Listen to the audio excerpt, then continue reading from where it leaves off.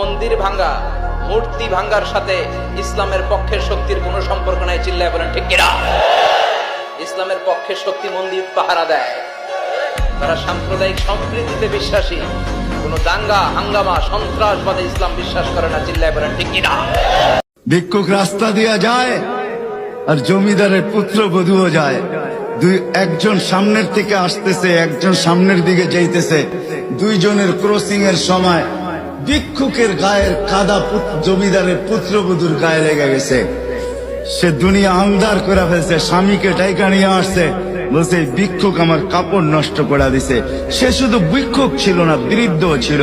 বৃদ্ধ ছিল না শুধু, জীর্ণ ছিল, শীর্ণ ছিল। শরীরে কাপড় ছিল না, ফাটা চিরা কাপড় ছিল। পায়ে জুতা ছিল না, পেটে ভাত ছিল না। জমিদারের পুত্র সইতে পারে নাই, যৌবনী শক্তি সয় তো সয় কি কইরা তার স্ত্রীর গায়ে ভিক্ষুকের কাদা।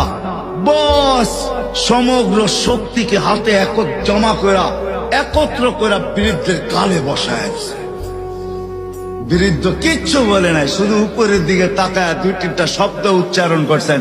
শব্দগুলা হলো ইয়া মাল্লাহ তারা হলো ওয়ুন, ও আল্লাহ চোখে দেখা যায় না। ও তারা কুল্লা শাই, তুই সব দেখিস।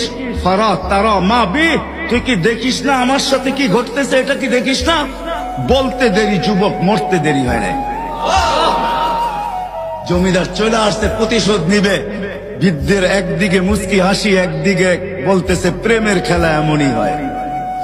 জিজ্ঞাসা করছে কিসের প্রেমের খেলা রে? বলছে ওর প্রেমিকার গায়ে আমার কাদা লাগছে, পায়ের কাদা লাগছে, ও সইতে পারে নাই।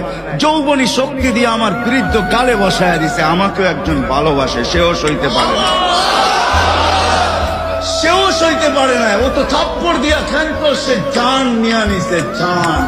যদি পৃথিবীতে সুখ চান, শান্তি চান, ইজ্জত চান, পরকালে অনুরোধ করে বলে যায়, কখনো কারো দোষের অনুসন্ধান করতে সিআইডি অফিসারের দায়িত্ব পালন কইরেন না রে ভাই, কখনো কইরেন না।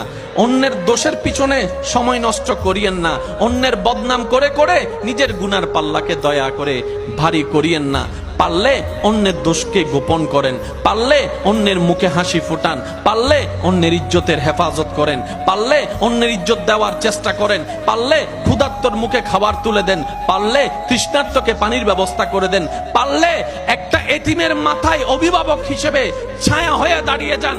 মনে রাখবেন ভাইয়েরা, স্রষ্টার সৃষ্টির প্রতি যে দয়া করে, ওই সৃষ্টির স্রষ্টা তাকে ক্ষমা করে জান্নাত দিয়ে দেয়। 20 মিনিটে 10টা কল দিছে বন্ধু, সেই বন্ধুর প্রতি অভিমান করছে।